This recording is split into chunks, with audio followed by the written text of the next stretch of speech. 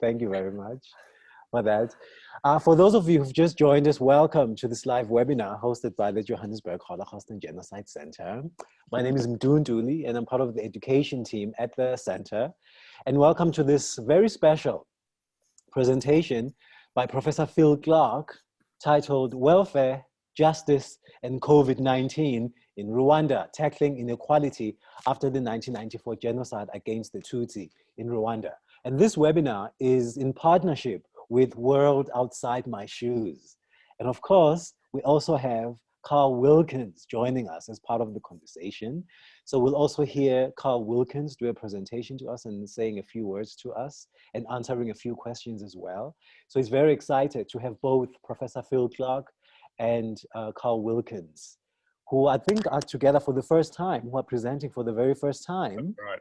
You know, you work in the same field and the same topic, and you both are experts in different ways, but you've never actually spoken together in the same stage. So this is very exciting for us as a center to host you like this.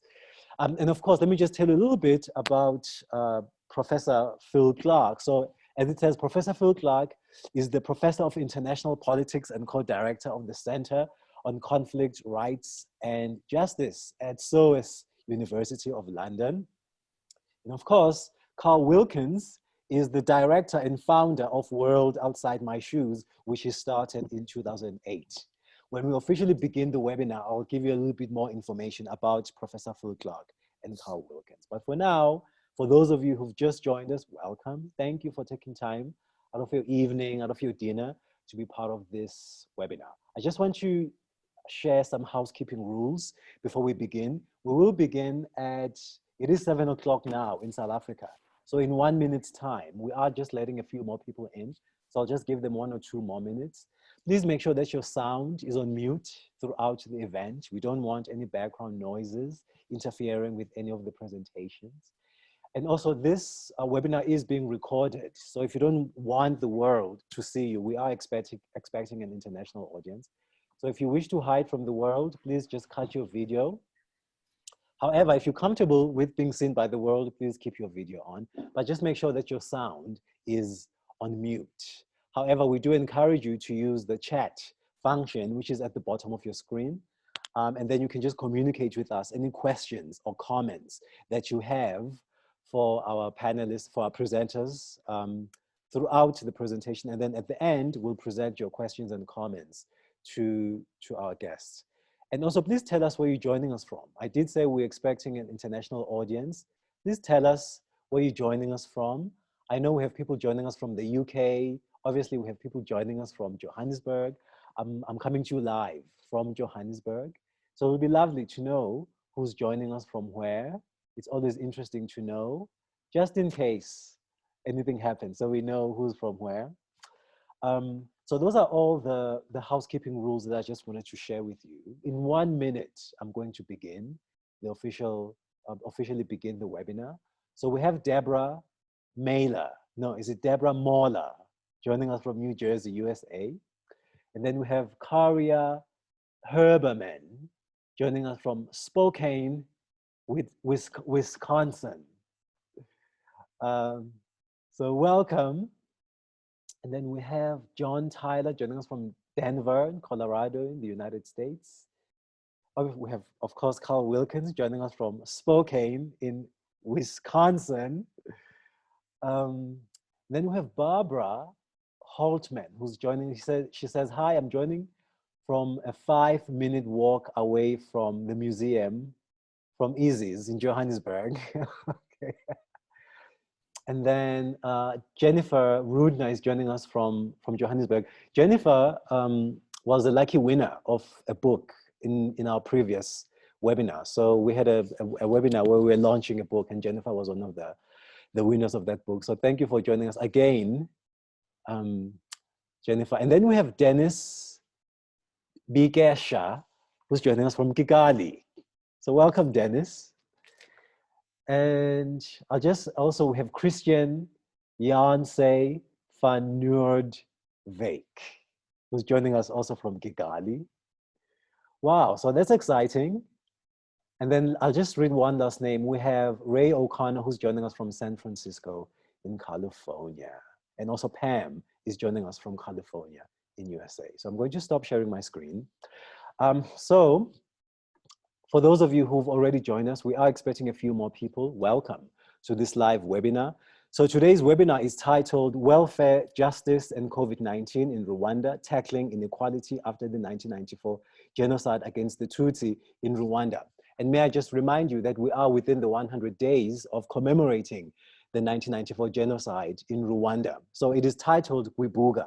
And this year it is titled Kwibuka 27. And the reason for that is because it was 27 years ago, between April and July 1994, when the world witnessed really one of the most wrenching and most horrible genocides in history, the 1994 genocide against the Tutsi in Rwanda, in full view of the world, perpetrated by Hutu extremists. And so from April to July each year, the world commemorates these 100 days of the 1994 genocide in Rwanda. So they're titled Kwibuka, and because it's 27 years after 1994, this year it is Kwibuka 27. So I hope that this is a very meaningful time for us and for those of you who are watching us today. So I just want to introduce formally our guests. So we have Professor Phil Clark. Professor Phil Clark is a friend of the center. And in 2019, we were honored to host Professor Clark at the center before COVID-19 changed everything. And she presented a lecture to us about the Gacaca in Rwanda. And recently I was honored again to speak to Professor Clark on a podcast, which we will share with all of you, with some of our other colleagues, about the Gacaca. So there was an honor again. So it's wonderful to be here to host this webinar now again with Professor Phil Clark. And then also joining us is Carl Wilkins. So a little bit about Carl Wilkins. So in 2008, Carl Wilkins started the organization, the nonprofit organization World Outside My Shoes. And just to tell you about World Outside My Shoes, the goal is to inspire and to equip people to stand up against genocide, racism, and intolerance, and to build a bridge to the other. So I think these 100 days are an opportunity for all of us to practice reaching out to the other. So I don't want to waste any more time. I'm going to introduce Professor Phil Clark to officially begin the webinar and to present. No, Yes. sorry, Mdu. Carl, sorry, I'm butting in. Can I introduce, please, Carl Wilkins? Carl, yes. So before you do that, I'm going to introduce Tali Nates firstly. So Tali Nates is the executive director and founder of the Johannesburg Holocaust and Genocide Center. And so I'm going to hand over to Tali Nates to officially introduce Carl Wilkins. And then thereafter, it will be Professor Phil Clark.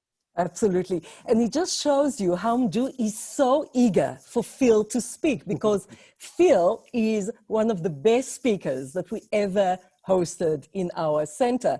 And it just shows you how eager Mdu is, that he's like, he doesn't want me, doesn't want Carl, he just wants Phil. So Mdu, it's all right. I absolutely love you and I forgive you. It is wonderful to welcome everyone on this Sunday and to work with Carl. Carl, World Outside My Shoes and the Johannesburg Holocaust and Genocide Center is working closely in the last year and a half, Carl, since you visited us in October of 2019. And this is the fourth or fifth times that we are working together with teachers and with educators and with the public. So, Carl, perhaps you want to come in now and just say a few words, and then I will come back to introduce our Phil. No, I appreciate it. Thank you, Tali, and thank you, Mdu. It's really good to be with all of you again today. I've been really anticipating this visit for a long time. Many of you know how excited I get about how Rwanda is putting the pieces back together. And so many of you, I see you are teachers and friends, and some of you we've traveled together to Rwanda. Thanks so much for joining us today. I'm really looking forward to the conversation. And as many of you know too, as important as it is for us to be able to teach about the tragic times, it's also super important for us to be able to teach about how do we put it back together? How do we ever live together again? And Gacaca has been one of those areas that's been super exciting for me to dig into, and discovering Phil, Tali introducing me to Phil, and reading some of Phil's work, and now be able to be here together with him. I'm excited about today and the conversation. And I hope you are ready, maybe with some questions already, or you'll be jotting down questions, because we're really looking forward to an interactive time. So excuse me. Thank you, Tali and Mdu too. It's been fun to partner with you. Some of you, we had a U.S. South African teacher Zoom a couple of months back, and just finding opportunities to cross over like this and have these conversations have been really rewarding for me. So exciting to see another one happening today. And indeed, during these 100 days, it's really important for us to really dive into much more than just the of course, emotional and important commemoration and memory of those that died. And I think Phil Clark, Professor Phil Clark, is probably the best situated to look together with us at the years after the genocide. Because even now, Phil just returned from a 4-month field trip in Rwanda. I think you returned on the 5th of April to the UK. Yeah, and right. He's doing now his new research that is looking, and he's sharing with us. I think maybe we are the first audience that you are sharing this new research with, about the broader questions of welfare and socio-economic development post-genocide. And specifically of interest, I think, is during COVID-19. So your title is indeed really intriguing. And this is after so many years where you researched and worked on the Gacaca and wrote, of course, your book about the Gacaca, and you will touch about restorative justice processes also today with us. And also, Phil is working on other African countries. And in one of your presentations in South Africa, you actually spoke about justice in a broader strokes in Africa, in the ICC and other things. So there is so much that we can learn from you. We are excited to welcome you again. And what I will suggest, because we are about 50, 60 people, is that please jot down your thoughts, your comments, and you can use the chat throughout. And after Phil's presentation, perhaps we'll also open the mic and have a bit of a discussion about the issues that he is raising. So Phil, the Zoom microphone is yours. That's great. Thanks so much, Mdu, Tali, Carl, to the Johannesburg Centre, and also to World Outside My Shoes for this very kind invitation to speak to you all during the 100 days of Kibuka as well. As Tali said, I've just come back from a 4-month field trip to Rwanda with my wife and my 3 kids. And in particular, this involved doing field work during COVID-19. I think one of the things that really struck me being in Rwanda this time was that the government has been emphasizing that COVID is Rwanda's biggest challenge since the 1994 genocide against the Tutsi. The government's been very explicit about connecting a country that has recovered from the genocide with the idea of a country that is having to dig deep to deal with all of the legacies of this particular pandemic. So I think in the minds of many Rwandans at the moment, particularly during this time of commemoration, there's a very close link between dealing with the genocide and dealing with COVID-19. As Tali said, I'm working on a new book project at the moment, which focuses particularly on post-genocide welfare and dealing with socioeconomic inequality in Rwanda. I'm also, by extension, interested in how Rwanda's very extensive welfare system has stacked up during COVID-19. As I'll suggest in a moment, I think Rwanda has put a huge amount of time and energy into dealing with issues of inequality. It has a very sophisticated welfare system, but that system has quite severely been tested during the period of the pandemic over the last year. And I think one of the big tensions that comes out of looking at socioeconomic issues in Rwanda is that for many everyday citizens, they experience a very intrusive state.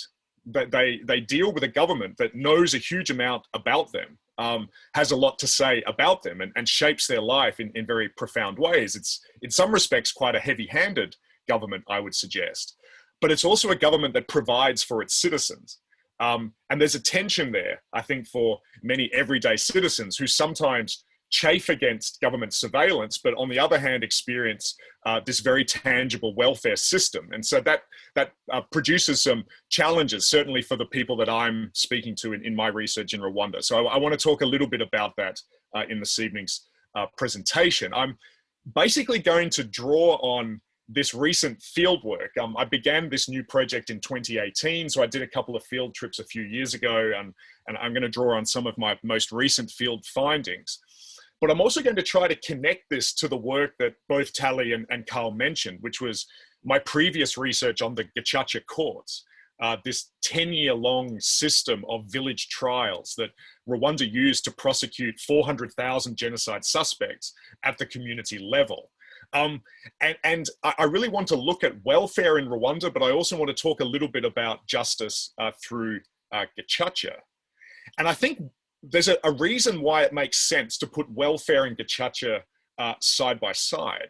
And I think the way to understand this is that we're seeing in Rwanda today, and we have done, especially in the last 10 or 15 years, two different ideas of justice that are reinforcing one another, and that I think are absolutely central if we try to understand how and why Rwanda has recovered from the genocide in the way that it has. The first concept of justice that I'm going to mention in my presentation is what we tend to think of as restorative justice. Rwanda has put a very heavy premium on the need for restorative justice, which has involved the punishment of genocide perpetrators, but not just punishing perpetrators. Gacaca was a way of punishing perpetrators in creative ways, with the ultimate objective of rebuilding communities, of rebuilding broken relationships, particularly between perpetrators and survivors. Alongside that restorative justice, we've also seen socioeconomic justice, or sometimes what is called transformative justice, which is about dealing systematically with socioeconomic inequality. Because much of the literature on the Rwandan genocide tells us that socioeconomic inequality was one of the key drivers of conflict.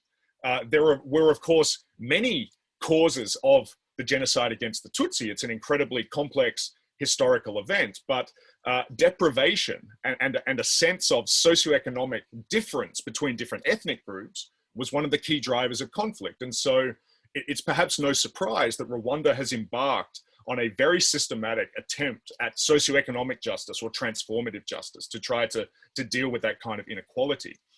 So what I want to suggest this evening is that it's actually the combination of these two forms of justice that has been central to the way that Rwanda has tried to deal with the legacies of the genocide. It's not just restorative justice or socioeconomic justice on their own, it's putting these two important processes together that have been particularly potent. It's been very difficult to do. Rwanda has faced substantial challenges in pursuing these two types of justice simultaneously, but I want to tease these out in my presentation this evening. And I'm basically going to do this in two parts. I'm going to talk about two separate processes. First, I want to talk about Gacaca. I want to talk about what has Gacaca done for Rwanda today. If we go to Rwandan communities 27 years after the genocide, why has Gacaca been so important, and how has that attempt at restorative justice actually played out? And then in the second part of the presentation, I want to focus more on socioeconomic justice. I want to talk about welfare. And in particular, I want to talk about a system that's known as Ubudehe. So the two big systems are Gacaca and Ubudehe, and I want to talk about what happens when these two systems come together. So let me start by talking about Gacaca. Let me talk a little bit about the impact of this attempt at restorative justice. Of course, Gacaca will be very familiar to many of you, not least to someone like Dennis Bekesha, who I can see is in our conversation this evening. Dennis, in fact, worked for the Gacaca Commission when the trials were up and running, so he knows the system absolutely better than anybody. But Gacaca was this decade-long process of genocide trials between 2002 and 2012. As I said before, the system prosecuted about 400,000 suspects in 12,000 courts that were scattered right across the Rwandan landscape. And Gacaca had multiple objectives. As I've already suggested, it wasn't just about punishing perpetrators. It was also about finding out the truth about genocide crimes. It was about bringing perpetrators and survivors together in those trials in some form of cross-community dialogue. It was also about punishing perpetrators, but ultimately also reintegrating those perpetrators back into Rwandan society. And one of the remarkable things about Rwanda that I think is often overlooked is that today, hundreds of thousands of convicted genocide perpetrators are back living in the exact same communities where they committed crimes in 1994. In most cases, living side by side with the exact survivors of their crimes in 1994. And yet the country has not exploded into renewed violence. And I want to suggest that Gacaca is a big reason why that situation has unfolded. What I'm finding important in my research in Rwanda today is that it's 10 years since Gacaca. It's a chance now to go back to communities to start to look at the impact of those trials. I think that enough time has elapsed that some of the long-term consequences of Gacaca are becoming apparent. And so a lot of the research I've been doing in the last few years has involved going back to the same communities that I began researching in back in 2003 when I first started looking at the Gacaca process. And in particular, interviewing genocide perpetrators and survivors about the long-term legacies of the Gacaca experience. And I want to give one example of a convicted genocide perpetrator who I've been interviewing every year since 2003. He lives in a pretty far-flung village in southern Rwanda. He lives way down on the Burundian border. The pseudonym that I use whenever I talk about him is Alphonse. It would be fair to say Alphonse now is pretty used to me turning up in his village on at least an annual basis to talk to him. I think there was a time soon after Gacaca, he probably hoped I wouldn't come to his village any longer and stop asking him complicated questions. But I think he's given up on that hope now because I keep turning up. The sketch of Alphonse's story is that at Gacaca, he confessed to several murders during the genocide in 1994. Because of those confessions, he was, of course, found guilty. He was then sentenced to I would say 9 or 10 months of community service. So he'd already spent time in jail leading up to Gacaca, which was the case with many perpetrators. The Rwandan government had rounded up tens of thousands of suspected perpetrators. They spent sometimes 10 or 12 years in jail waiting for the Gacaca process. Alphonse was one of those. Because he'd already spent time in jail, after Gacaca, he didn't go back to prison. He instead did community service. And eventually he went back to live in the same community where he had committed most of those crimes in 1994. And so my interviews after Gacaca with him have really been about how his life unfolded. How has he coexisted with genocide survivors? How has he been able to rebuild his life after the genocide, after prison, after Gacaca? In the meantime, he's gotten married, he's had 4 children, he now has met my wife and my kids numerous times, so the respective families, I think, have gotten to know each other quite well. What I think is particularly important about Alphonse's story is that it's been an incredibly tumultuous time for him since Gacaca. He had to move house several times because of bad relations, especially with genocide survivors. I think he's now in a much better place. His relations with his neighbors, including with survivors, from my observations, are quite constructive, to such an extent that he's now been elected to become part of the village leadership. So there is a chief of the village and a panel of leaders, and Alphonse is now one of those. He also holds a leadership position one level above the village, at the cell level, which is a level that is very important in the day-to-day administration of Rwandan communities. It involves conflict resolution, it involves doling out various forms of government welfare, and it's levels of leadership that have played an absolutely central role during COVID-19. Alphonse at the moment is also training to become a priest. So he's had this, I would say, remarkable personal and family transformation since I first met him in 2003. He's gone from the shame of being convicted as a genocide perpetrator in front of his community, of having these very tumultuous relationships with survivors, to now being someone who is trusted enough in his community to be elected to these very important local leadership positions. And there are lots of reasons for that. But I actually think that the Gacaca process and the welfare process, which I'll talk about in a moment, are absolutely central to the journey of someone like Alphonse. And in the way that I'm analysing his story at the moment, I don't think this is just about one individual. I think some of the key steps along the journey for someone like Alphonse, in fact, are representative of much bigger patterns that are happening across the country. So let me suggest what I think some of the key issues are. Gacaca was important for someone like Alphonse and for many other perpetrators being able to come back to their home communities for several reasons. One is the confession of crimes that occurred through Gacaca was vital for those individuals eventually being able to reintegrate and sometimes even to, I would say, reconcile with genocide survivors. Gacaca forced a very direct and public confrontation with the past. One of the amazing things about Gacaca, which had many, many problems, but one of the big legacies of the process is that village by village, community by community, week after week for 10 years, those communities debated why and how the genocide had happened and who was responsible for these crimes. And what that has bequeathed, I think, to Rwandan communities today is a sense that most of the truth about the past is now out in the open. In 2003, 2005, when I was beginning my research into Gacaca, these same communities were full of suspicion and finger pointing because there had not yet been a process to determine who had committed genocide crimes and who in fact was innocent of these crimes. Well, there's a lot less of that suspicion, a lot less of that finger pointing today because Gacaca enabled almost every single village in the country to start to come to terms with the past. One of the crucial things that came out of those confessions as well was the location of mass graves. Gacaca had a system of plea bargaining that was built into the Gacaca law. So suspects knew in advance that if they confessed to their genocide crimes at particular moments in their trial, they would be able to significantly reduce their sentences. But part of the confession had to involve divulgence of where bodies were buried, especially the location of mass graves. And that also, I think, has firstly enabled various forms of genocide memorialization and commemoration at the local level.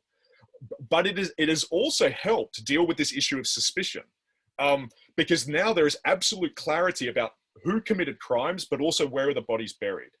And that has enabled, I would say, certainly commemoration and in many cases, I would even deliberately use the word healing, because that is the word that many of my genocide survivor respondents use. It has helped them emotionally and psychologically to be able to bury their loved ones, and Gacaca facilitated that process. I think also we have to remember that Gacaca did punish these individuals. And I think that has been important for someone like Alphonse being able to come back to his home community. It's a sense that he's done his time, that he has had to stand up in front of his community, confess to what he did. It's incredibly shaming for an individual to do so. But also I think has helped him and has helped his community in the long run, a sense that he's committed these horrific acts, which he has publicly confessed to, and he has been held accountable for that.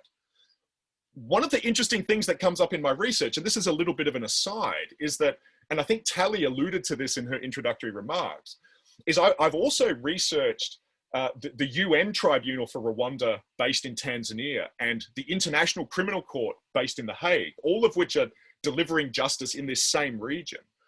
Survivors across the region so often say in my interviews that there's something too easy about suspects being prosecuted a long way away. and that there was something particularly important in the confrontation of justice that happened at Gacaca. It was face to face. Survivors could look perpetrators in the eye. They could interrogate them during hearings. And that was part of the accountability for genocide perpetrators. And that there was something almost about letting these individuals off scot-free if they were being prosecuted a long way away. And so that process of punishing individuals in those exact locations where the crimes were committed, I think was particularly important. That punishment in most cases, as I've already suggested, also involved community service. So it wasn't about sending these individuals back to jail. There was a sense, a very strong sense all the way through Gacaca that to send people back to prison in large numbers wasn't going to do anybody any good. In a country where the majority economy is still subsistence agriculture, you needed these convicted perpetrators back on the farms. And the prisons had already been a huge sap on government resources.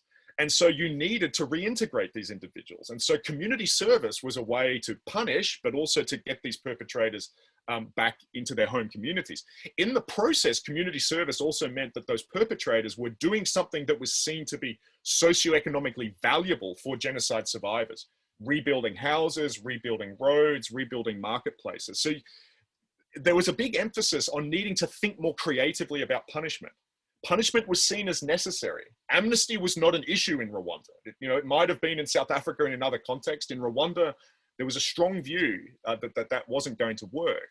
But the question was, to punish in the conventional way of prison terms probably wasn't going to be that beneficial. And so community service played a really important role in all of this. Two other quick things to say about Gacaca before I turn to the issue of welfare, because you get a sense, I think, from the way I've presented so far, that Gacaca was incredibly important for an individual like Alphonse to be able to come back to his home community. But I think it's been very important for the country as a whole to deal honestly and systematically with genocide crimes, especially questions of accountability. But there are some outstanding issues that Gacaca never fully resolved that are still there, especially at the community level. And these are things that come up in my research often. There is an outstanding question about reparations. So yes, community service was done, but at the beginning of Gacaca, there was a promise, firstly, that the government and then perpetrators would have to deliver material reparations to genocide survivors. And particularly in terms of perpetrators, that has never happened. And for the most part, reparations from the government hasn't necessarily happened in the way that many survivors may have wanted. Yes, there is a survivors fund that has assisted many survivors, but it's been piecemeal. It's been a much patchier reparations program than I think many survivors expected at the outset. And at the local level, in my interviews, even as recently as several weeks ago with many genocide survivors, the issue of reparations is still there. So that's an issue. There is, of course, also a question in Rwanda, and many of you will have seen this because it's been back in the press in the last few weeks, an issue about what to do with crimes that were committed by the RPF, the current ruling party in Rwanda, in the aftermath of the genocide. Now, I don't think that there's any equivalence at all between genocide crimes and RPF crimes, but there were revenge killings that happened across the country by the RPF, and Gacaca didn't deal with those cases. And there has never been an accountability process for those particular crimes. Even in Alphonse's case, his father was killed by the RPF in the aftermath of the genocide. His family deals directly with that legacy. And he sees Gacaca as a huge success, but will say at the same time, there are outstanding crimes that have never been dealt with. So the reparations issue is still there. The RPF crimes issue is still there. Let me turn now to the final part of this presentation. There's a lot more to say about Gacaca, but I'm sure we can pick up on some of these things in the discussion. I want now to talk about ubudehe and this idea of socioeconomic justice. And I want to give a sense of why it's been important in dealing with the legacies of the genocide. I want to give a sense of how it supports many of the things that came out of the Gacaca process, and also why ubudehe has been important in the context of COVID-19. Rwanda has the most extensive welfare system in Central and Eastern Africa. If you look at the level of spending by the Rwandan state, if you look at the extent of the welfare system, it puts the other countries in the region to pale. It's an incredibly complex, multifaceted welfare system. It covers everything from paying for school fees to providing employment assistance, including employment benefits when people fall out of work. It involves providing a much more extensive form of primary and social and secondary education than was available certainly at the end of the 1990s. But I think for my purposes today, the bit of the welfare system that I want to emphasize is what has happened in terms of healthcare. Because I think in many respects, that's the centerpiece of the Ubudehe system. What the Rwandan government instituted about 15 years ago was a system of compulsory health care insurance, but heavily subsidized for the poorest citizens in society, to such an extent that something like 90 to 95% of everyday Rwandans today have health insurance. Which means that when they go to a clinic, in most cases, the medicines that they are able to access are either completely free or are very, very cheap. They pay something like only 5% of the cost of those medicines compared to what they used to pay before the Ubudehe system was instituted. This system of health insurance is then also supported by an incredibly systematic process of health clinics at the village level with highly trained staff. This is an incredibly extensive healthcare system. And the results of that, the outcomes of that have been very clear in Rwanda in the last 15 years.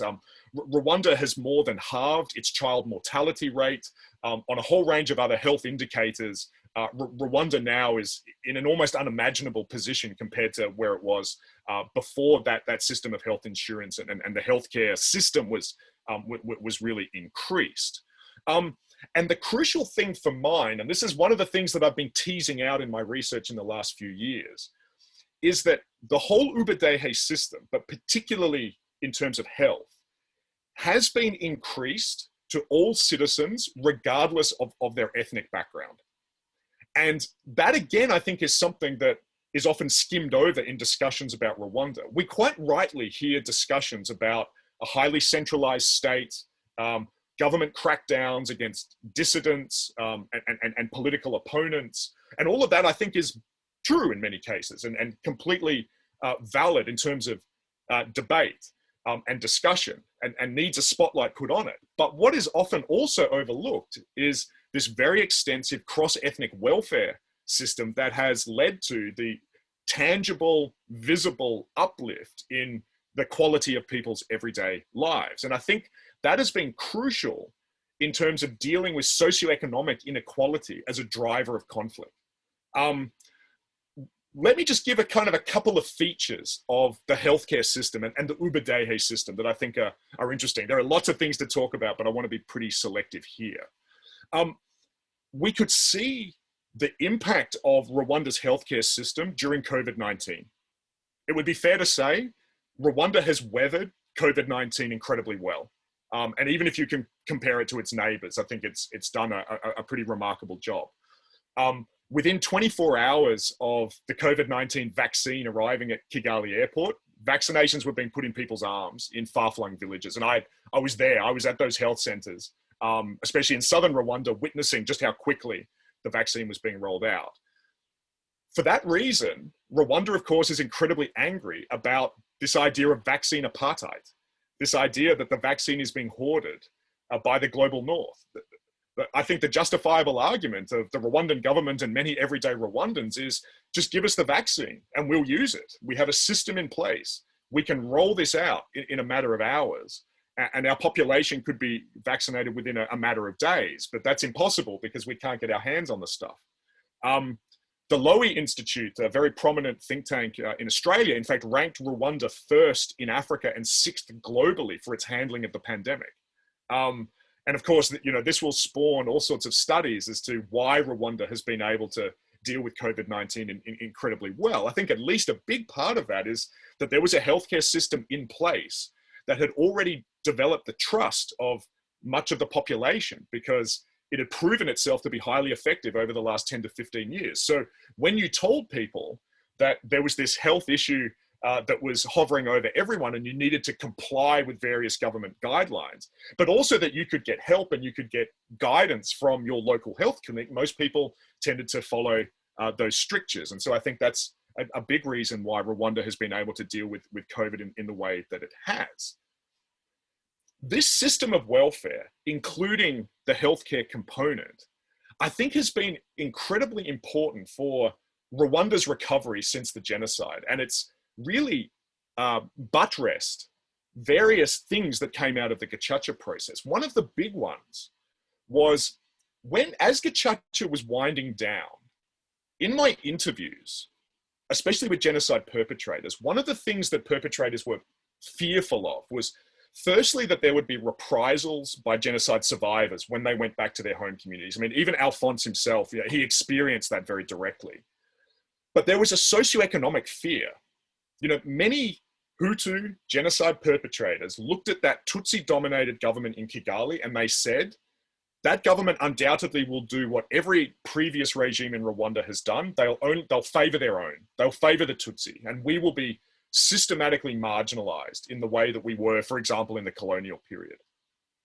And in fact, and this comes up time and again in my interviews with Hutu respondents, who are very suspicious, it should be said, of the central government, they say that they are pleasantly surprised by the fact that welfare, particularly healthcare, has been delivered equally across the ethnic divide. Their fears of systematic deprivation and marginalization, in fact, have not occurred.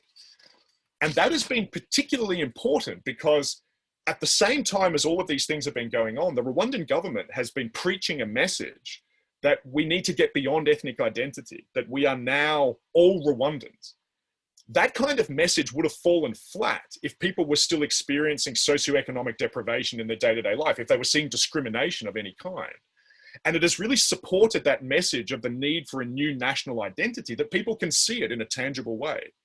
Now, if you look statistically, Rwanda tends to score very badly in terms of inequality. It often has a very high Gini coefficient. But I think that those statistics don't really tell the full story. What those statistics tend to show is that there's a massive gulf between the economy in Kigali and the economy in rural areas. Undoubtedly, there's a huge divide there. But I would say for most of my rural respondents, that doesn't matter because they don't compare themselves in the villages with what's going on in Kigali anyway. They compare themselves with their neighbors. The thing that matters most to them is, how am I getting on in my life compared to the person that I live next door to, particularly across ethnicities? And if we look at that level, we have seen a substantial reduction in the socioeconomic gap between Hutu and Tutsi and between different parts of the country. Different regional blocks in rural Rwanda have really seen their entire livelihood structures changed by this welfare system. And that is noticed, I would say, by all of my respondents. And someone like Alphonse has been a direct beneficiary of that welfare system. He talks about this very explicitly, and he talks about it in terms of the importance of welfare for helping him go back to his home community and get to the level where he is today, where he's being elected as a local leader. He says, for example, that the healthcare system meant that his family could always get medicine for malaria and other ailments that in the past would have put enormous pressure on the family. In fact, it in some respects removed the fear of death because of various forms of sickness and disease. That's simply no longer there. And he'll sometimes say this in an offhanded way, and I have to kind of push him on it. Like, what do you mean when you say this is important? And he says, what it means is I can plan. My family can plan. We can make long-term plans on the basis that our health will probably be okay. Alphonse's family also benefited from a part of the welfare system called the one cow per family policy. In Kinyarwanda, it's known as Garinka. That was a major moment in 2013 when Alphonse's family received that cow. Firstly, he never thought that this government would do that for someone like him, particularly because he was a genocide perpetrator who'd already been convicted. Receiving that cow then enabled him and his family to do various things. They got enough milk to be able to share with their neighbors. That sharing of milk meant that there was a circulation of local people coming through Alphonse's courtyard all the time. He talks about the fact he's in a leadership position now as being a direct consequence of getting to know his neighbors and building that rapport when he got the cow in 2013. It was very important for his status in the community. This idea of him now being a productive, altruistic, and a sharing person. These are the words that he uses. It changed people's perception of him. And that was facilitated by this particular aspect of the welfare system. So again, I'm focusing on him as one individual, but so many of my respondents can tell comparable stories to that. A sense that socioeconomic justice was also being delivered, that tackling inequality was going on at the same time as individuals were being punished and being reintegrated. That's, I think, a really important aspect of how Rwanda has started to deal with the legacies of the genocide. But as I did with Gacaca, where I think I painted a pretty positive picture, but I gave a couple of exceptions, let me do the same for Ubudehe, because I think broadly, the system has done remarkable things. I think it has really helped communities get back on their feet, but there are some exceptions. My view is, on the basis of what I've looked at in the last few years, this welfare system works much more effectively in rural areas than it does for the urban poor. And I think that the Rwandan government today has a major welfare challenge in terms of dealing with poor people in Kigali. And I think that that has been magnified by the COVID-19 situation. Many poor people in Kigali fall through the cracks of this welfare system. They can get healthcare more often than not, but other aspects of the welfare system in some ways are more geared towards a rural existence than they are towards a Kigali existence. And what we've seen during COVID-19 is that actually in rural areas, I think most people have weathered the pandemic quite well. One of the simple reasons is people were not going to starve in the villages because they could grow enough food. The economy had been massively disrupted, but subsistence agriculture would enable most people to get through. One of the things that my respondents kept saying to me was, look, we're still poor. We have no money, but we can eat. And one of the fortunate things was that last year there were 2 very good harvests. The rains came at the right times, the sun shone in just the right quantity, and there was enough food. To such an extent that, in fact, it's been many people living in Kigali who've been living on the fringes of Kigali, who have had to contact their relatives in rural areas to ask for help. And this completely reverses how remittances in Rwanda tend to work. It tends to be the city that supports the countryside. In fact, it's been the countryside supporting the city through COVID-19 because there has been a major problem of food insecurity in Kigali. And this has, of course, been a symptom of an economy that has really struggled and people's livelihoods being hugely disrupted. And for the urban poor, that has been a real problem. And I think it has really shown up some of the issues with the safety net for people living in urban areas. So I think the Rwandan government has a big challenge on its hands to deal with the urban poor. This is also happening at a time that the government is enacting something called the Kigali Master Plan. Anyone who's been to Kigali recently or who lives there, as some of you do, know that there's been this construction boom and the city is growing and sprawling. But part of that picture has also been some very divisive land expropriation and the huge movement of the urban poor, often to the far fringes of the city. And so you have a welfare system that is not necessarily that well geared to the urban poor anyway. Then you've got expropriation of land on top of that, and then you've got COVID-19. It's a very difficult time, I think, for poor people living in the city. So the welfare system, I think, broadly works well, but it's got an issue there.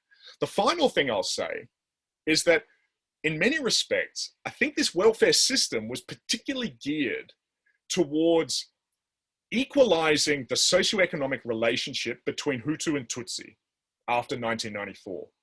But the system, it seems to me, has some significant holes when it comes to helping the third ethnic group in Rwanda, the Twa. And again, many of my Twa respondents talk about this, but I think in many respects, this idea comes out of the work of a Rwandan colleague of mine, a really exceptional researcher called Richard Rutimana. And I'll put his name in the chat in a moment because I think Richard's work is very important. He's a Batwa himself. He's done a huge amount of research in Batwa communities.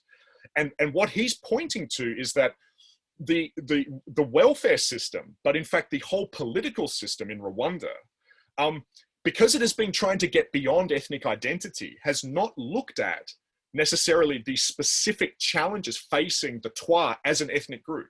That the Twa have particular historical and socioeconomic challenges. That they are the marginalized of the marginalized. They have a very tenuous economy around hunter-gathering, pottery. It's an incredibly vulnerable socioeconomic position for Twa. And I think many of my Twa respondents, and I think Intaki Rutimana's work shows this even more strongly, is that the Twa, to a certain extent, have been left out of this picture. And that what many Twa, I think, are looking for are more tailored socioeconomic programs that fit their very particular needs. So I think Ubudehe works well. I think it's done remarkable things for Rwandan society, but as is always the case with government programs, there are some gaps, there are some holes, and there are issues that I think the Rwandan government still needs to look at. So to wrap things up, I've talked about Gacaca, I've talked about Ubudehe. What I'm getting at, I think, is the importance of combining restorative and socioeconomic justice. That Rwanda needed to deal with criminality, but it also needed to deal with inequality. It needed to deal with individual crimes committed by genocide perpetrators, but it also had to deal with these very important structural factors, particularly socioeconomic issues. I think that Ubudehe is central to the social contract in Rwanda today. It's absolutely central to that relationship between citizens and the state. Going back to what I said at the outset, I think many citizens feel pressured by this very powerful government. They feel that there is often too much government intrusion in their day-to-day lives. And yet they see this government provision that has so tangibly improved the quality of their life. And that's a tension that I think most Rwandans, especially in rural areas, deal with and exhibit quite palpably. The thing that I would end on is that welfare system, that Ubudehe system, is incredibly expensive. The Rwandan government has spent an enormous proportion of its GDP on that welfare program. And that system is being sorely tested because of COVID-19. Rwanda has gone from averaging 7, 8, 9% economic growth every year to now basically averaging 0, because the economy is really struggling. This is a cash-strapped state. And so one of the challenges, the big challenges for the Rwandan government in the next few years will be, how does it recover economically from the COVID pandemic? And how does that start to impinge on things like Ubudehe and that systematic provision of welfare right across the country? And if the government's able to bounce back, if it can find a way to prop the economy up and keep that welfare system going, I think we'll continue to see many of the gains that Rwanda has experienced recently. But that's not guaranteed. And it's going to take some pretty agile, pretty creative leadership in the next few years to be able to deal with a situation of COVID that has hit a state like Rwanda even more than it's hit many countries around the world. Thank you very much. Wow, thank you again, Professor Phil. That was incredible and very insightful and very informative. And there are so many questions and so many comments for you in the chat.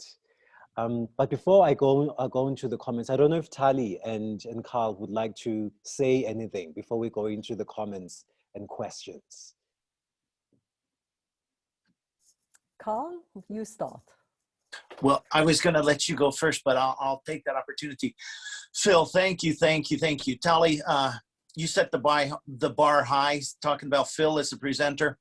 Phil, thank you. Many of us are in love with stories. So thank you for introducing us to Alphonse. That's going to really help this stick for us as we think about these concepts. And I haven't thought, I've heard President Kagame talk about, sustainable peace being connected to the economy, but I've always thought about it as the business economy, how you can start a new business in Rwanda in 6 hours and all of those amazing parts and, all the technology development. But this focus you've given us on the welfare program and the equality across ethnic lines, that has been super, super helpful. So I could go on, but I just really want to thank you for this. And I'm looking forward to the conversation. This has been, you got chills running down at different times. Thank you. Thanks, Carl. Thanks. Absolutely. And I'll just come in. Phil, thank you so much. The connections are so important. So the connections from post-genocide, dealing with justice and then economic justice. And when you were talking, I was thinking so much about our own TRC and about the reparation issue, the full justice issue. And you know, I mean, your wife is from South Africa, you're involved, of course, with what is going on here. So that for me will be really interesting discussion now. And we have already some questions, so I don't want to come in too much, but if people do want to also pose questions, and I see our mutual friend Mia is on the chat and she would like to pose questions. Mia, if you want to maybe unmute yourself and pose your two questions, and we will start with other questions that were posed in the chat. Yes, I just want to ask a question. Our friend, our colleague, Dennis Bigesha, has been very active on the chat in assisting answering questions. So thank you very much for that. This has been very, very helpful from you. But there's one particular question that I think a lot of people would like to hear Phil speak more broadly about. Did the Gacaca exist before the genocide in 1994? And if they did, what did they do before the genocide? Yeah, so I mean, again, I mean, Dennis could also very easily talk about this, but I mean, Gacaca was used historically, but only as a system to deal with sort of day-to-day crimes or day-to-day conflict. You know, it was used for family disputes or land disputes, you know, usually quite low-level cases. And so the Gacaca that we see for genocide crimes is completely transformed. It's completely different from that traditional version of Gacaca. It's codified in law, where it was quite an informal process in the past. It had to be changed to deal with something as complex and as challenging as genocide cases. So there's a kind of harking back to this traditional system, but it's quite a modern form of Gacaca that dealt with these genocide cases. Wow, thank you. Thank you for that. And then I just want to invite Professor Mia Swart to unmute and perhaps ask a question. Professor, would you like to unmute yourself and speak to us? Hello. Hi. Hi. It says microphone is unmuted. So okay, hopefully this will work. Hi. Hi, Phil. Hi, Mia. Try again, Mia. You disappeared. Hello? Yes, hi. Hi, okay, so two Gacaca questions. Firstly, what would you say are the underlying or sort of pre-existing conditions that need to be in place for Gacaca to work? Because, you know, I think it requires a lot from people, and I don't think that, you know, those kinds of values, conditions, atmosphere, tolerance ever existed in South Africa, for example. You know, I think it requires something of a people. And then a similar kind of question I have is on welfare, which I thought was a fascinating concept you introduced now. And, you know, welfare makes me think of happiness. And I was wondering if, I know you're going to say you're not a lawyer, but if you had to sort of, you know, put happiness into a legal box, you know, where would it fit into the law? Because I think one thing that few people can deny who've been in Kigali, even fairly briefly, is that there does seem to be some modicum of happiness in spite of Kagame shenanigans, etc. I think that there's the spirit of happiness, and I think that's in the air. And I think that, you know, we might want to work with that as a legal concept as well. So over to you. Great, Mia. Yeah, no, lovely to hear from you too. Mia and long-standing friends, so thanks for joining. Yeah, so on your first question, the preconditions for Gacaca. Look, I think a lot of the preconditions for Gacaca arguably weren't there when Gacaca started. I mean, one of the things I found in my research was that the key features that you would need of a population to make something like Gacaca work actually had to develop as the process was ongoing. And I'm thinking particularly in terms of people being psychologically ready to participate in these trials week after week. I don't think that was there at the start. I think it was incredibly traumatic. It was incredibly jolting for people to participate in Gacaca at the outset. It took people, I think, several years to become attuned to the process, to feel ready to be part of those conversations. I think also it requires time. You know, I mean, one of the big things that happened in Gacaca was that, you know, these hearings would go all day. They would begin at 8 in the morning and they would go until 6 or 7 at night. And at the end of the process, some villages, some jurisdictions were having to do multiple Gacaca hearings during the week to try to deal with the genocide backlog. Now, you can do that at a stretch in subsistence agriculture communities because people can do their farming around that kind of enterprise. It was much harder in Kigali. It was much harder in the other towns. That time factor, people's dedication of time to Gacaca was a major challenge.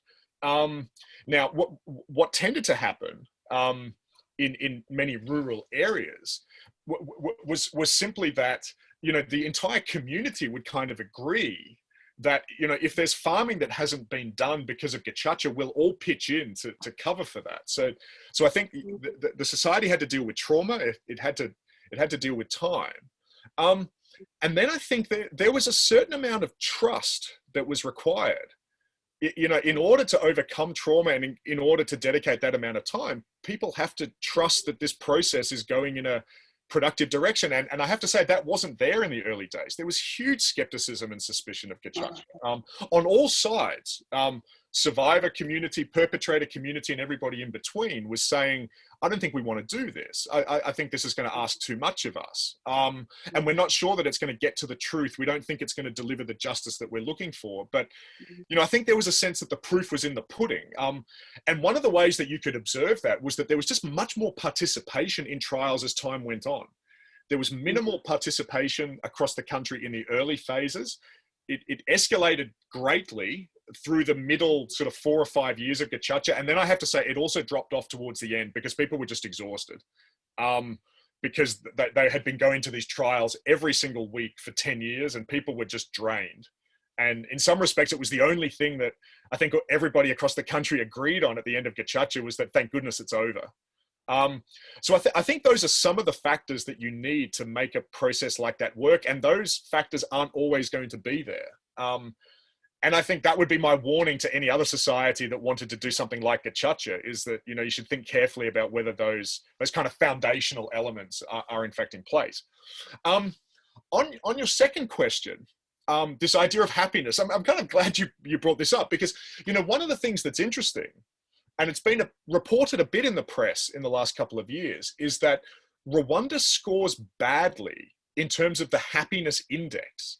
And I've always thought that these indices are bizarre tools. I'm not always convinced that they necessarily give us, you know, clear, robust scientific answers about what people actually think. But it's interesting that Rwanda doesn't score well on that. And I find that contradictory to what I see in my own research.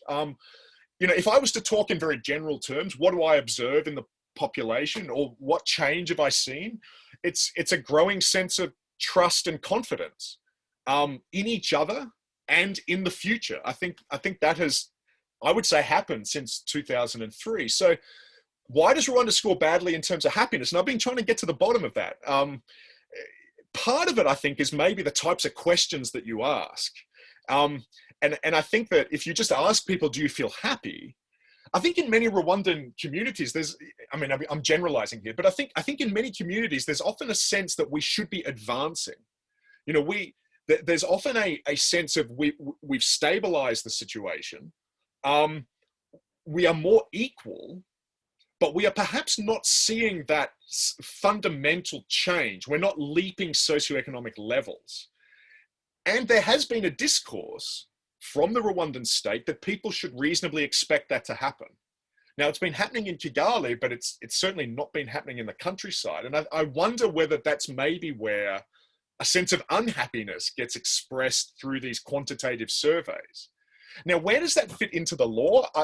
I think the big thing for me is that, and you'll know this because you're in these debates much more than I am, but you know, I think we have to think much more systematically about what we expect the law to achieve.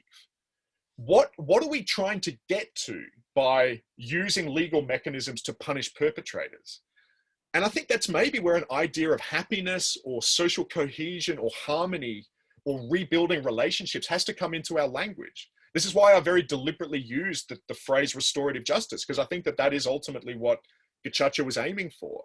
We're going to punish, but we're hoping to gain something more than that. We're hoping to change relationships. We're hoping to change the way our society functions. And so we're going to tailor that punishment in particular ways. I saw Carl made the comment in the chat that, you know, one thing to emphasize is that restorative justice can involve punishment that is harsh. You know, there's nothing soft and woolly and cuddly about restorative justice. In the Rwandan case, it meant punishment had to be done. There had to be the public shaming of perpetrators through Gacaca. There had to be sometimes very arduous, lengthy community service for punishment to be seen to be done. But the key was what happened next. It was what happened after the punishment and various processes that were geared towards reintegrating perpetrators back into their home communities. That's the kind of thing that gets us into the domain of happiness and reconciliation and all of these other things. And, you know, and I think there are some areas of the law that are geared towards those sorts of things, but the kind of law that you and I spend a lot of our time thinking about, transitional justice, post-atrocity law, has often been a bit of a laggard, I think, in thinking through those sorts of things. So yeah, I'm glad you injected the word happiness into these discussions.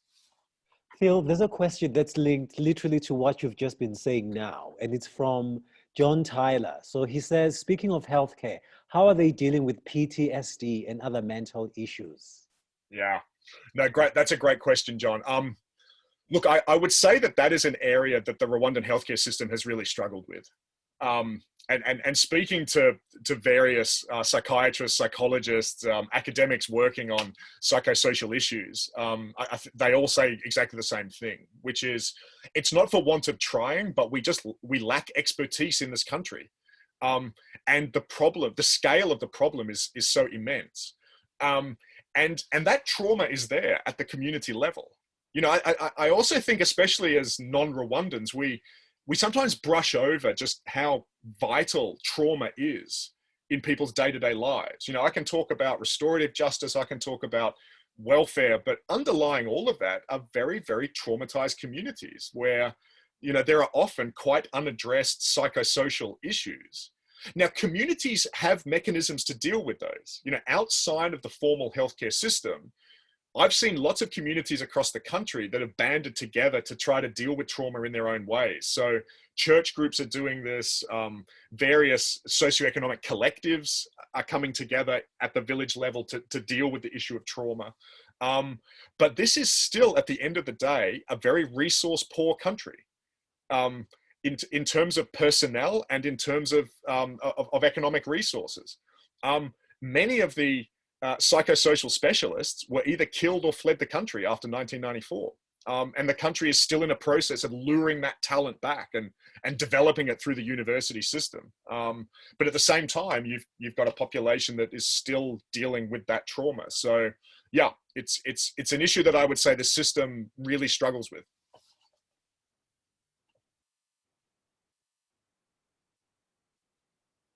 Then there's a question, a very incredible question from John Took, who says, Phil, your presentation focused so much on moving forward from 1994. Did you discuss with Alphonse about why he picked up arms against his neighbors? Would Alphonse have insights about preventing genocide? Yeah, that's a great question. The answer is yes. So one of the things I found with Alphonse, understandably, is that, you know, some of the most important aspects of his experience didn't become apparent until maybe the 6th or 7th year of my interviews with him. And that's human nature, right? I'm a white Australian turning up in Alphonse's village, you know, asking him about some of the most traumatic aspects of his life. What right do I have to ask those sorts of questions? And, you know, understandably, he didn't trust me straight away. And it was only after a very lengthy period that I even felt capable of asking him about things like that. You know, why did he do what he did in 1994? And he's thought about it.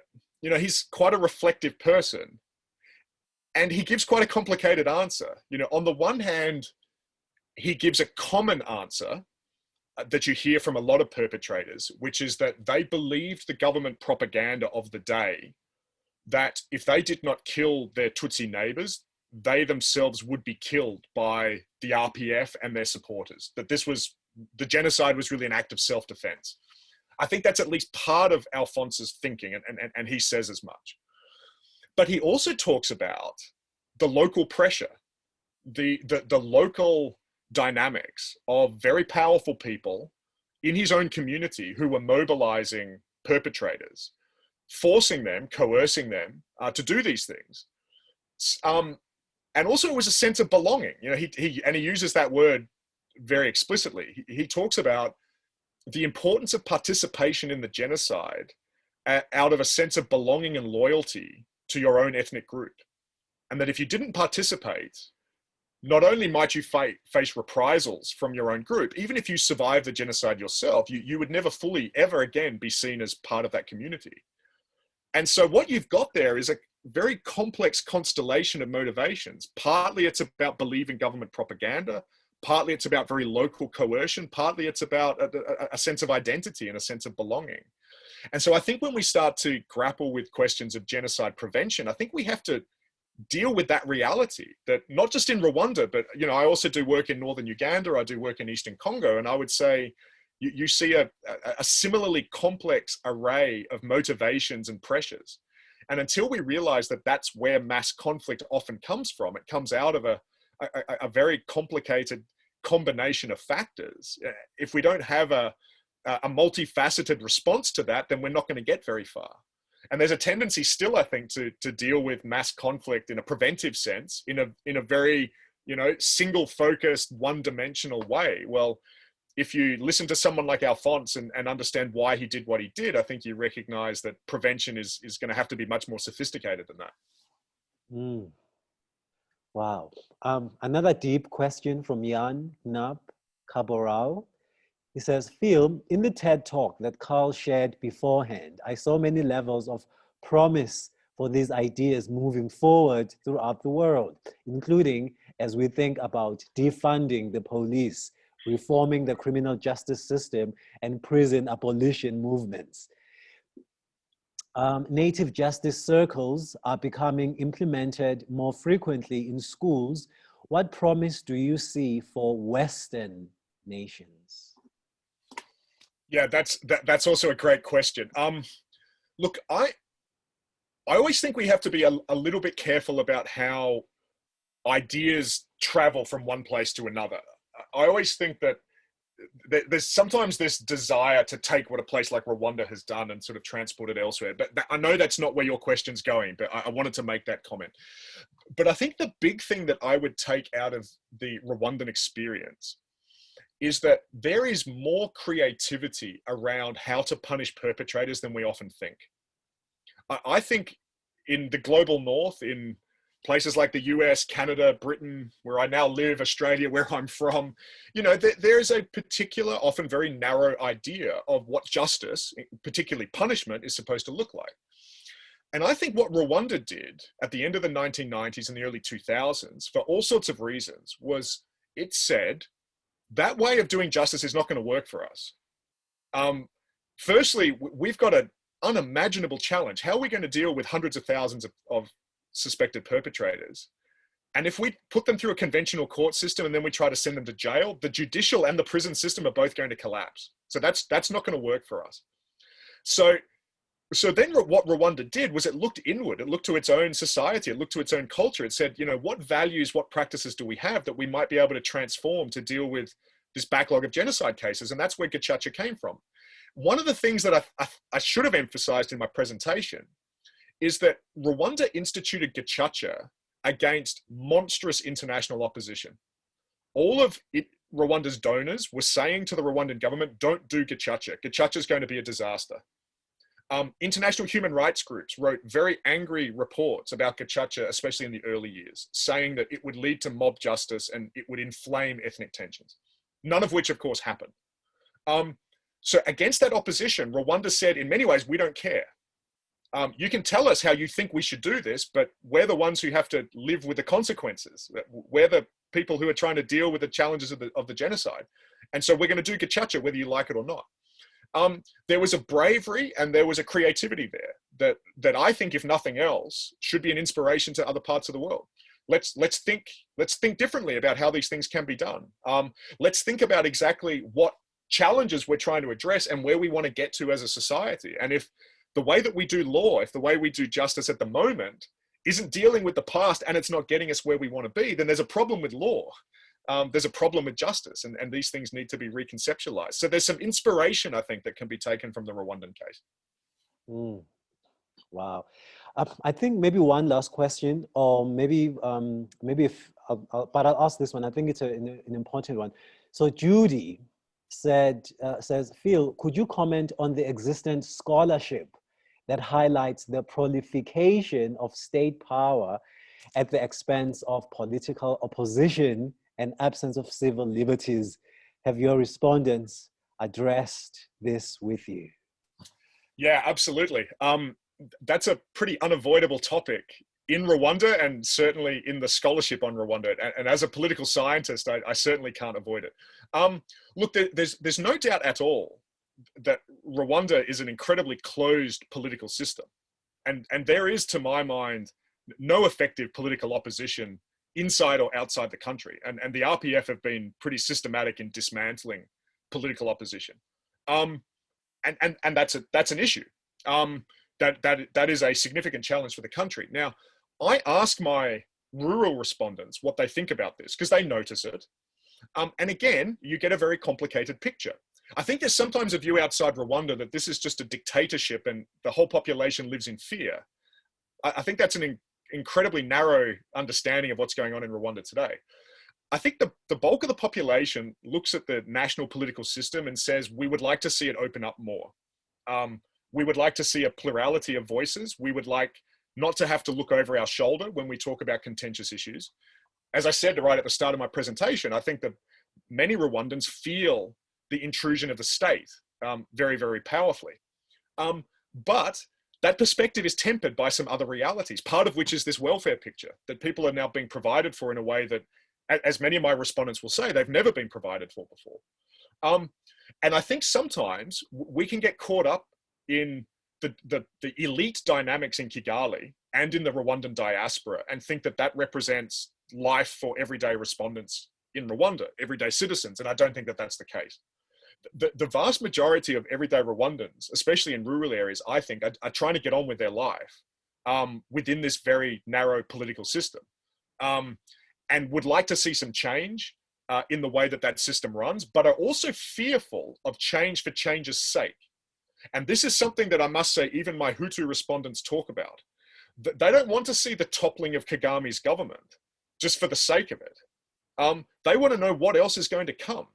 You know, can you offer an alternative that is better than this? Because actually we have seen tangible benefits under this government. We're worried about this government in some ways, but we have experienced these benefits. So those who are calling for change, what kind of change is it going to be? What are their credentials? Who are they? What are they going to do? Are they going to improve this country? In a society where, of course, there has never been a peaceful transfer of power between political parties. And that is there in people's memories as well. And I think if you listen to a lot of foreign commentators at the moment, there's almost a sense that it doesn't matter who replaces Kagame as long as you can get rid of him. And I think that's incredibly naive. And I don't think that chimes with the views of the majority of Rwandans either. So people have very sophisticated views on these questions. You know, they're worried about some things and they're incredibly grateful for others. And that is just the complexity of Rwanda as we find it today. Wow. Thank you. Thank you very much, Professor Phil, for answering all of those questions. I just wanted to ask maybe if Tali and Carl would like to add anything else as we close the session. Thank you for that, Phil. Phil, I have a niggling question. Did you do research in other cities, a part of Kigali, Huye, Kibuye, and others? And do you see any differences between North and South, or between, you know, can you talk a little bit? I mean, it's a tiny country for those that didn't visit, but still, I'm quite curious about the smaller differences that you observed. Yeah, that's a great question, Tali, because I think both in terms of Gacaca and in terms of Ubudehe, there are substantial differences between Kigali and those other urban centers. So when I talk about the problems for the urban poor, I'm talking particularly about Kigali. So your question's a good one because it helps me clarify that. You know, I've also in the last few years done research in Hoye, in Bugarama, which is down in the corner between Congo, Rwanda, and Burundi. And I've done some research out in Western Rwanda for this particular project in the last few years. And I see big differences out there.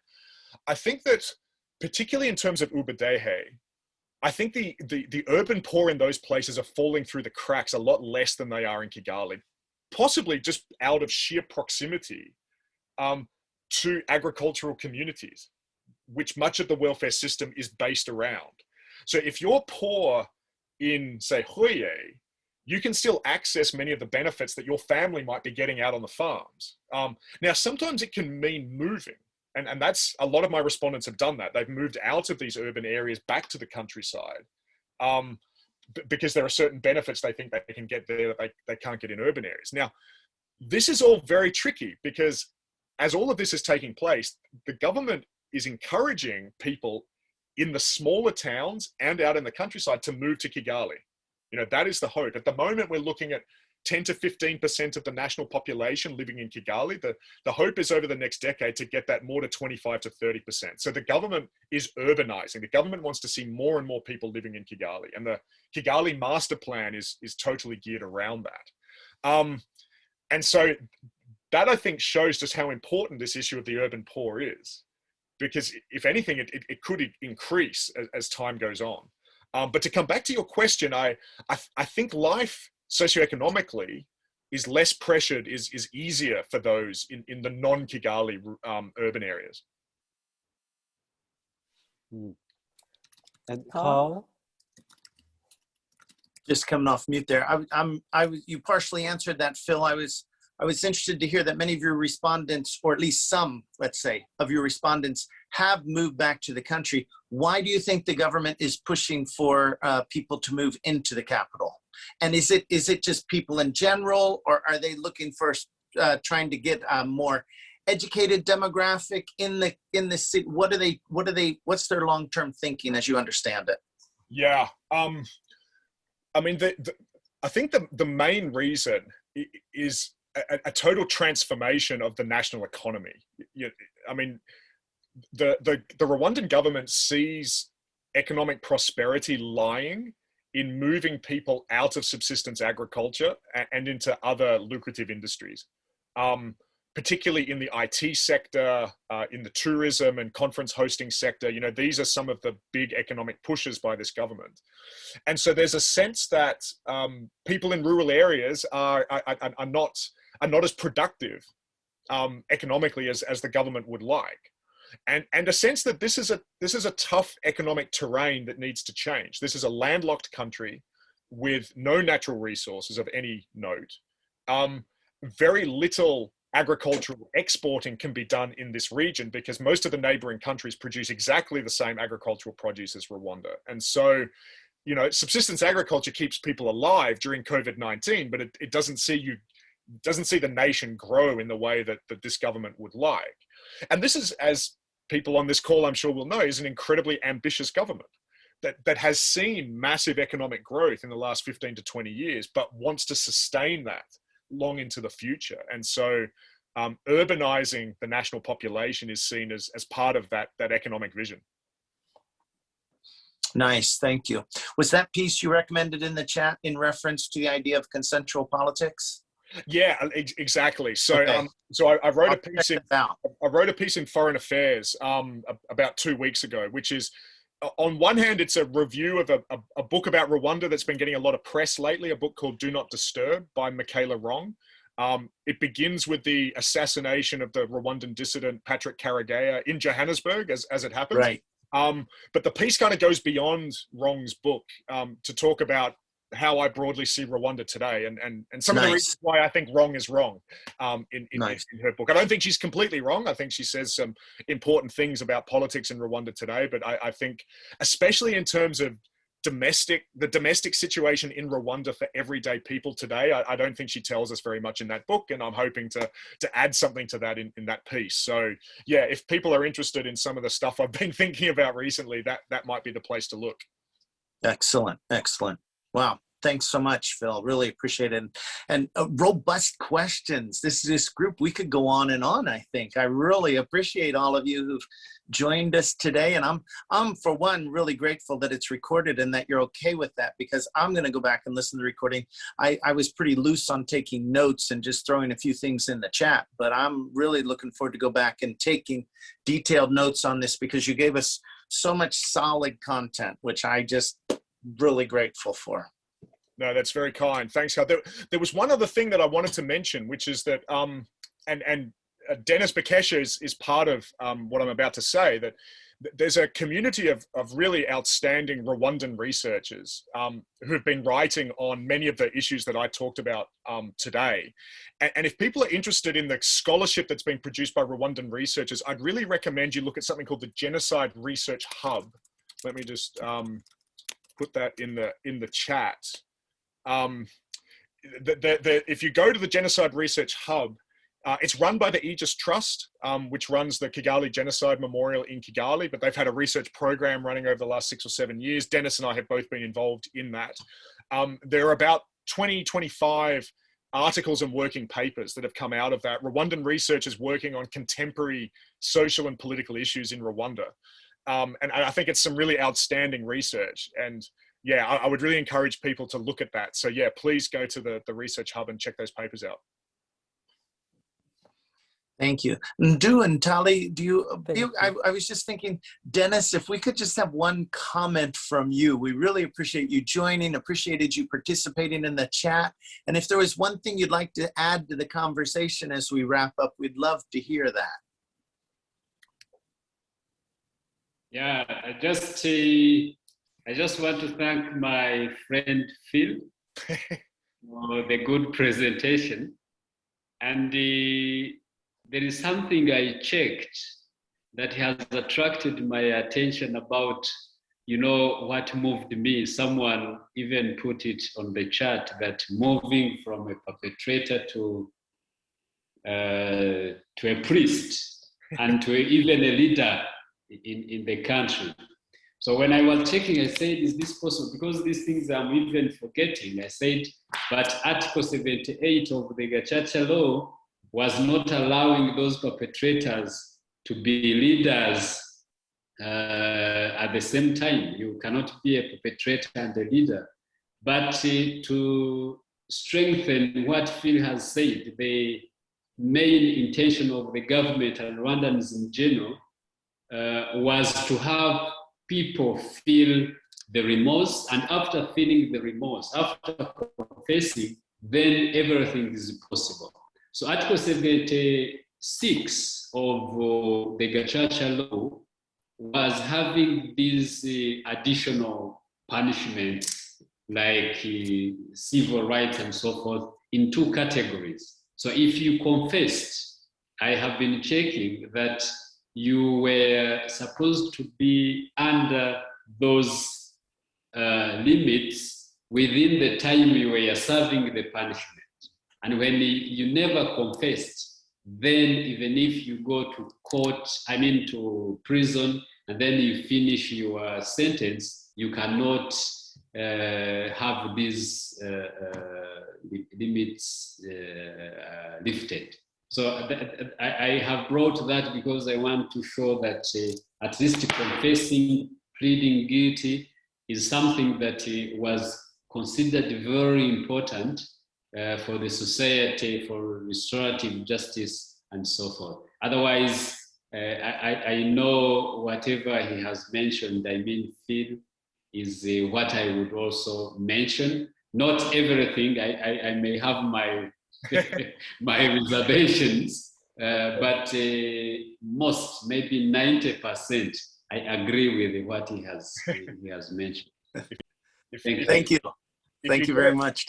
If you get a 90% pass mark from Dennis, then you're doing okay. It's and Dennis is always he's characteristically modest. I mean Dennis was a senior actor in the Gacaca Commission all the way through those trials. I mean, one of Dennis's roles was nationwide to get around community to community, seeing what was going on in those trials, advising Gacaca judges and making sure that the national system as a whole had those kind of productive outcomes that I talked about. And, you know, a lot of those outcomes were the result of the judges at the local level doing that hard work, but it was also people like Dennis getting around, stitching the whole process together in a national sense. So yeah, Dennis is always very modest about how central he was to that incredible work.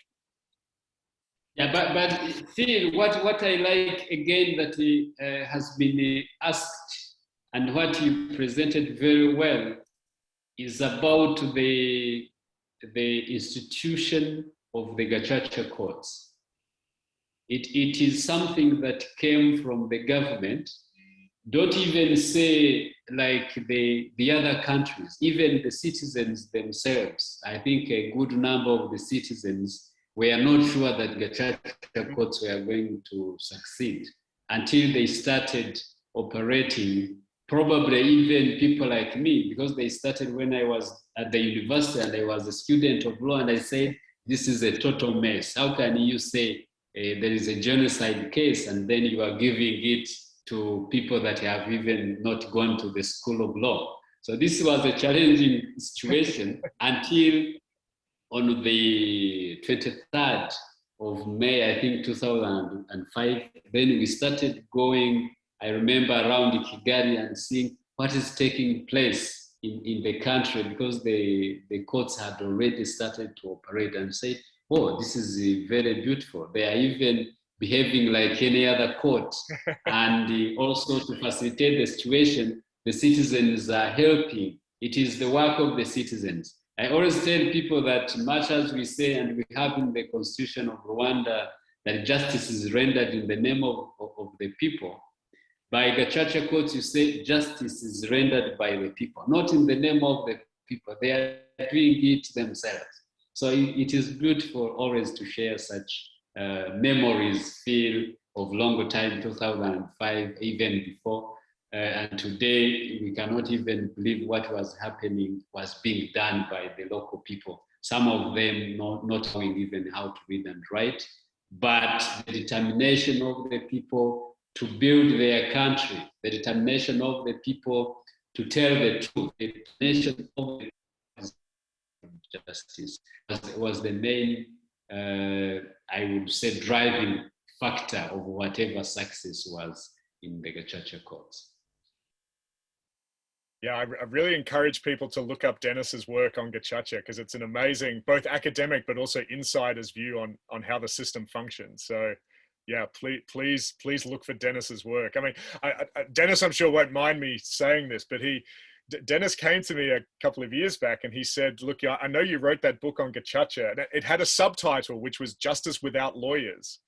And Dennis said, your book is an act of false advertising. He says, because what I've discovered in my research is that there were a range of Gacaca trials that did involve lawyers. And he's the only person who knows about this, because he dug them, he both witnessed them and dug them out of the Gacaca archive. And he said, look, you're going to have to tell your publisher that subtitle's got to go, because it's simply not true. There were some cases that involved lawyers. So, you know, this was a process I looked at for 10 years, and I thought I knew it pretty well. And Dennis came to me and he said, you're fundamentally wrong. So, you know, it just shows the learning never ends. And, you know, you just hope that there are smart people out there that can correct you and put you on the right path. Wow. Thank you. Thank you very much, Phil. Thank you, Carl. Thank you, Tali. And thank you, Dennis, for such an enlightening and informative session. So please join our mailing list so that you can have information about future webinars. There is one webinar in connection to this one that I would like to plug in just very quickly. On the 18th of May, we'll have Dr. Holly Nyseth Braham, again with Carl, who's going to give us a lecture, a session that is really connected to this topic, saying gestures of re-acceptance in post-genocide Rwanda, welcoming former prisoners home. So I think that will be another very interesting, fascinating topic and lecture. So for now, thank you very much, everyone. Thank you very much, Professor Phil Clark. It's always wonderful to listen to you speak. And I hope we'll be honored again to hear you speak once again. My pleasure. Thank you so much for having me. Thank you everybody for attending on a Sunday evening as well. Absolutely my pleasure. Thank you. Thank you. Thanks, everyone. Thank you. Thanks, Have a Tali. great week. And Phil, say hi to Thank Nikki. you. I shall. She says hi to you too, Tali.